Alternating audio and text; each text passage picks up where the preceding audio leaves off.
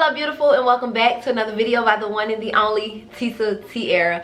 So if you are new here, I am Tesa Tiara. Do me a favor, go ahead and hit that subscribe button and that notification bell, because I promise you, you are going to like it here, okay? So today is just really going to be me giving you guys a story about like my history in business, needless to say. So the business that you guys see in front of you today, if you have shopped with me, if you've been to my website, if you follow my business Instagram or any of that, is not the business that it was years ago. It definitely took time for me to get here. And there's my dog, Kobe. It definitely took some time for me to get my business here and be able to scale it to make 4-figure months, and know the process that I took in order to get to those 4-figure months. So for those of you who are like, oh, what is a 4-figure month? Meaning I can make my business hit the thousands, okay? Basically, I have not yet reached $10,000 in sales per month yet, but that is the goal, and I will be definitely doing those type of numbers in 2022. But right now for 2021, I'm just proud of the growth, and I'm proud to be able to say that I can make my business do 4 figures pretty much effortlessly, because I kind of have, I know the ingredients that it now takes to scale my business to hit a few thousand within a month. So, and for those of you that don't know, I now teach other upcoming entrepreneurs how to scale their business. So if you are interested in starting a business or scaling a business, definitely just slide on over to my Instagram at I am Tesa Tiara, and there you will find a plethora of information that could help you with your business. But for now, I'm here to tell you about the fails that I had to overcome in order for me to get my business where it is today. So a little back end story. I started my business about 7 years ago. Okay, about 7 years ago. I only had 3 daughters at the time, and it was not what it is today. It wasn't even Color Me Cute. I had a whole nother name. I originally started off as Tiny Treasures, and I found myself a part of the resale community on Instagram, selling my children's used kids clothes. I have 3 daughters, so I would pass the clothes down from daughter to daughter, and my children are a step ladder. So they were, let's just say at the time they were about 6, 5, and 4. So after my 4-year-old would grow out of these clothing, after my 4-year-old would grow out of these clothing, I would then list them on Instagram and sell them, and people would send me a PayPal payment, and I would just ship from PayPal. And so back then there was, and it actually still is, there was a whole big community of people who were doing the exact same thing that I was doing. And so I found myself selling my kids clothes and then just buying other clothes and shoes from other moms who had the same intentions that I had. And it didn't dawn on me that you are running a business. You know, it was just like, hey, actually this is fun, and I get a chance to keep my kids' wardrobe forever changing, you know. So that's how that was. And I was literally making sales every day doing this. Like every day, literally, I was making sales. And so like I said, that was just really, really fun for me. And then I found myself in another community of business owners, and my business then went from Tiny Treasures to Pink Pearl. And the reason I moved it from Tiny Treasures is because about a year later, not even a year later, I found out I was pregnant with my 4th daughter. And so at that point I was like, I can't be selling all these clothes. I gotta keep it. Now I'm having a whole nother girl. And so then my business kind of took a turn. And so at that point, I got into selling, I was selling Uggs. I had a very, very, very nice vendor that does not even exist anymore. Actually, there's a website and it's called iOffer or whatever. I think it was iOffer. Not Offer Up, but it was called iOffer. And I really think that was the name of it, iOffer, if I'm not mistaken. And there you could find like any name brand, anything. They had the dupe of it. So there were Uggs, there were Chanel bags, Louis Vuitton bags, everything, like literally anything that you could think of. There were I was selling Gucci shades, girl, when I say literally everything, Burberry kid dresses, anything that I could get my hands on, I was selling. And like it was taking off because there was a community that was built with other entrepreneurs. And so you would find yourself a part of these groups, okay? And so within these groups, let's say I'm selling what I'm selling, you selling what you're selling, Keisha selling stuff, Samantha selling stuff, and everything like that. So it would be a group of maybe like 50 of us. And I was in 2 groups. So there would be like, and in each group there was maybe like 50 of us, right? So we would do this thing that was called share for share. And so within the share for share, you had to, there was only 10 people allowed to do what we call a drop. So you had 10 people that could drop. And if you did not decide that you was gonna be one of those 10 people that was doing the drop during this particular time, then you had to wait for either this group to do it again, or you had to go into one of your other groups to share. And so that's how we were one, networking, and that's how we were putting our businesses out to multiple people. Because if it's 10 of us and I have 19,000 followers, Keisha got 10,000 followers, Samantha got 25,000 followers, and we're all sharing each other's products on our feed, because stories weren't even a thing. Like there was no thing as an IG story. This is when it was just the feed and the feed alone. So you would go in and you would then drop their item. They would pick like a picture or a video and then their caption. And so basically you would just copy and paste and then drop the video or the picture on your page. And so you would do those. They were at like 6, 9, 12, 3, 6, and 9. So you had 6 times throughout the day to be a part of a drop, right? And so that was going amazing. When I tell you we had something going. And y'all, this was about 7 years ago. And so I say all of that to say I was a part of that first group of entrepreneurs who were using Instagram as a platform and a means of growing a business. Especially like boutique style.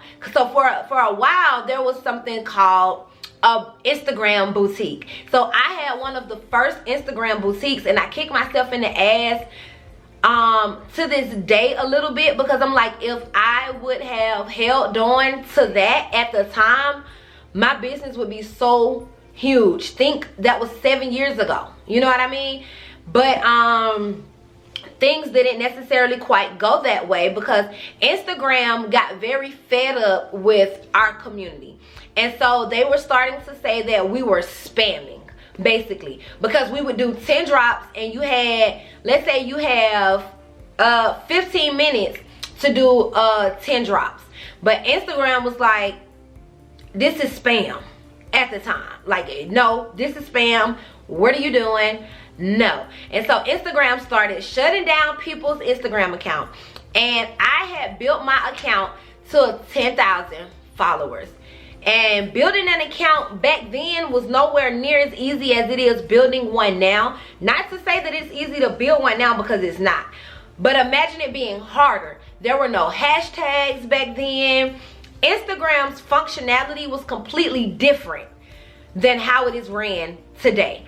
And so my Instagram was one of the Instagrams that got shut down, and along with so many other women. And as you can imagine, I was hurt. Like, I was hurt. I'm pretty sure I cried.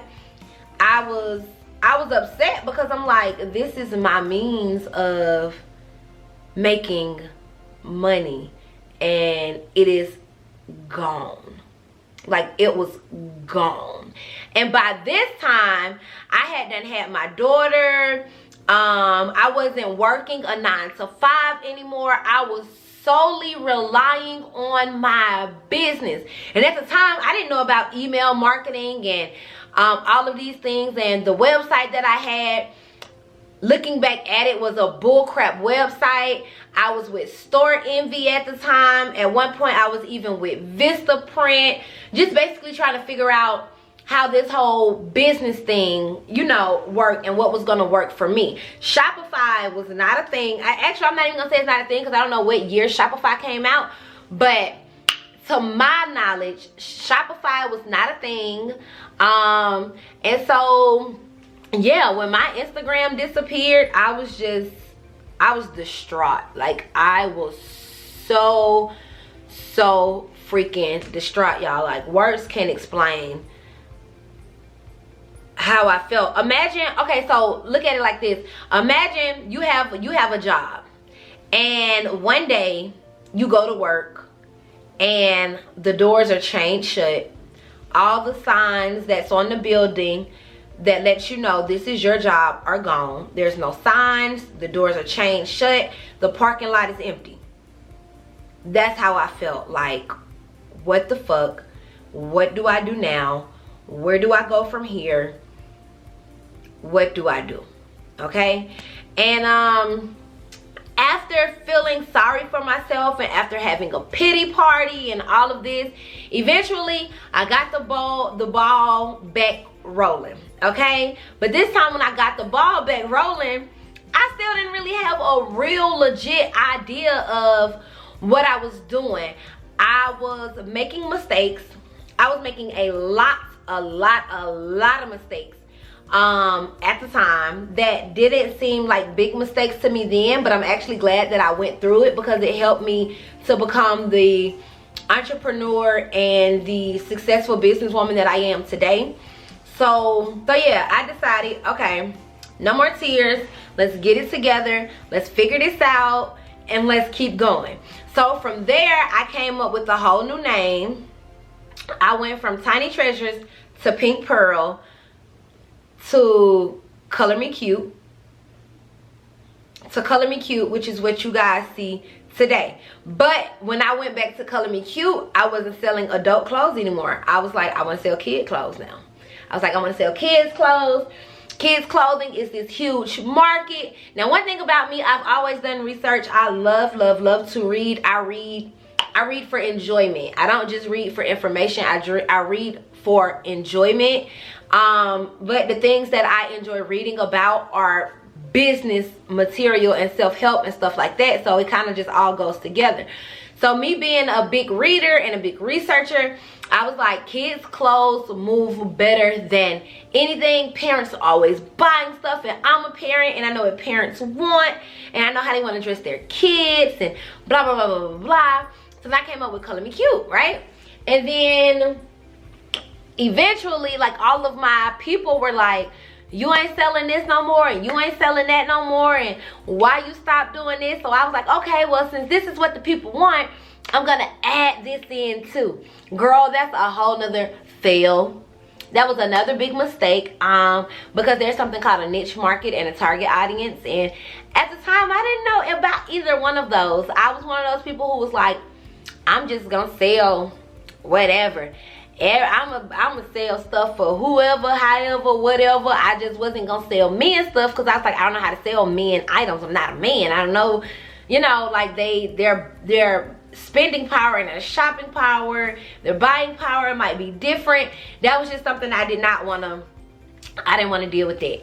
So I started over, but my business was moving so slow. Like, it was to the point that, like, I was maybe getting a sale like once a month, maybe, and I wasn't advertising. I just had my website on Store Envy, and if people just so happened to come across it, then it was what it was. But I was not I was not doing my due diligence to make sure that things were going right. So then I called myself trying to like get back into the swing of things. Like, okay, T, you took a break for a while now. Let's hop back in. Let's get the ball rolling. And then I did that, right? But then in the process of me doing that, I decided I wanted to add some really close friends of mine. And so I added them thinking that it was going to be easier. It was going to be funner because now I have another way that I can bond with my friends, and now we can all get money together, and this is just going to be like this amazing situation. Girl, another fail. That was not a good idea at all. We were always arguing. We could never decide on what merchandise to put in. I had changed the name of my business for them to TKT Styles to fit all of our names, Tiffany, Kenyatta, and Tesa. And like, oh my God, like we argued so much. Like I felt like we were never getting anything done. It was just a hot ass mess, to say the least. So then I had to make a executive decision to say, okay, my business is not how I wanted it to be. It's no longer the vision that I had for it.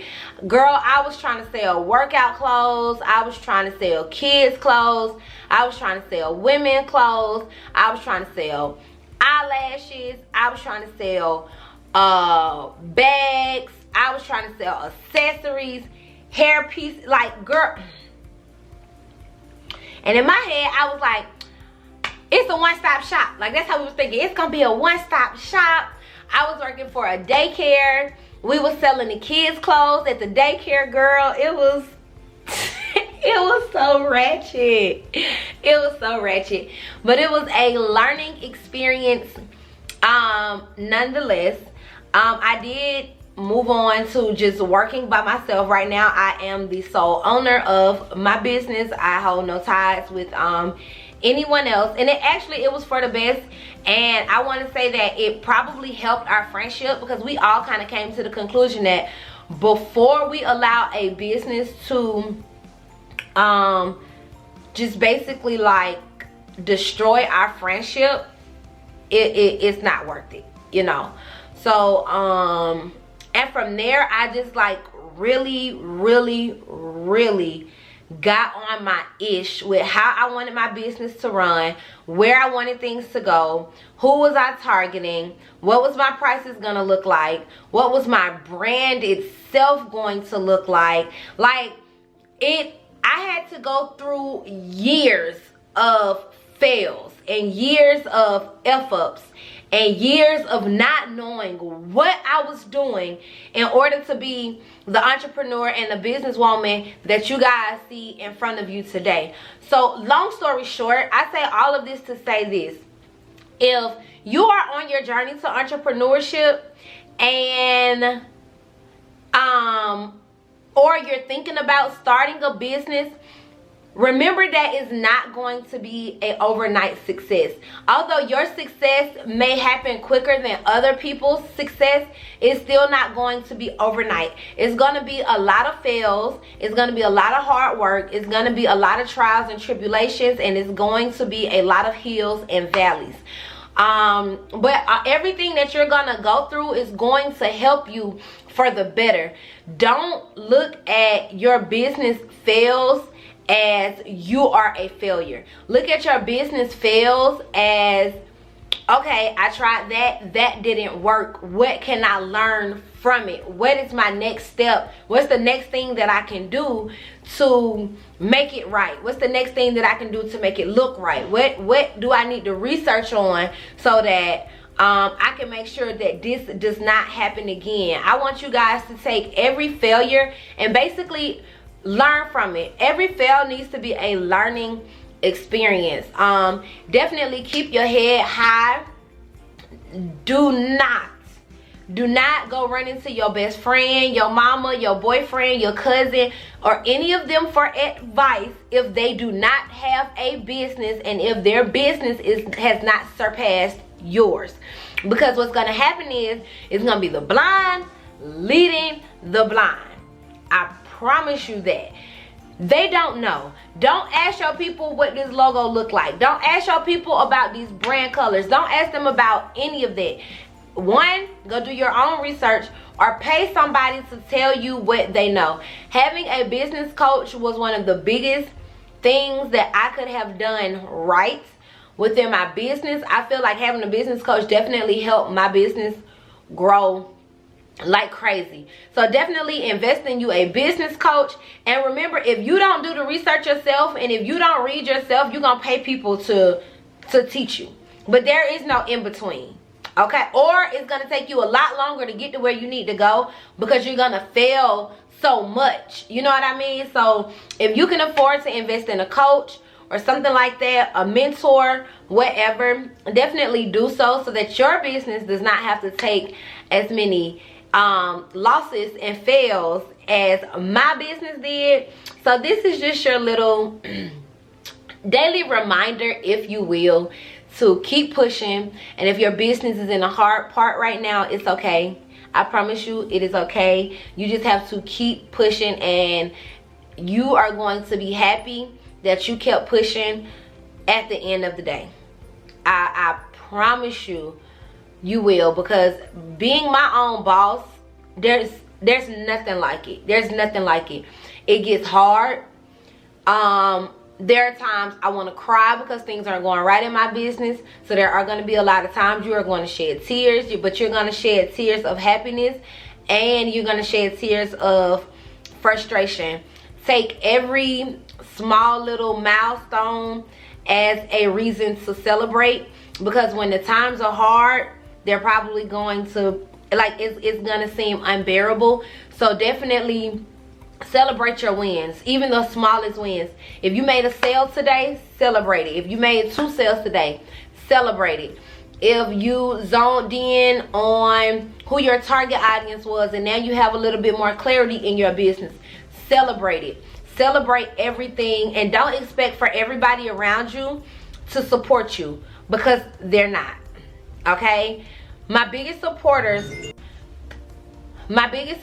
are people who have never even had a chance to shake my hand or give me a hug. You know what I mean? So definitely keep that in mind, that you may start a business and nobody that you may know personally may support you in the way that you think, you know, you want them to. Because people start a business and they think, oh, my family, my cousins, my friends, everybody about to buy my lip gloss, everybody about to buy these clothes, everybody about to buy these accessories, and then they feel butthurt when nobody's doing that. Sometimes people aren't even gonna share your stuff, which is free. You know what I mean? Like just sharing a post on Instagram, that's completely free. Some people aren't even gonna do that. You know what I mean? So, but regardless, at the end of the day, keep going.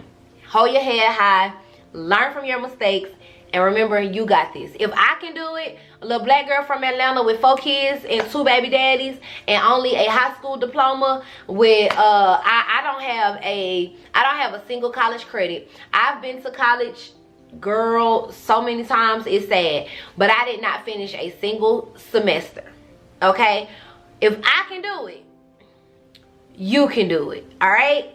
But that's pretty much it for this video, y'all. I just wanted to come on here and do a quick little chat with you guys. Stay strong, girl. You got this. Love y'all. Don't forget to subscribe if you have not subscribed already. Thumbs up this video. Hit the notification bell. And I'll see you guys in another video. Mwah. Love y'all.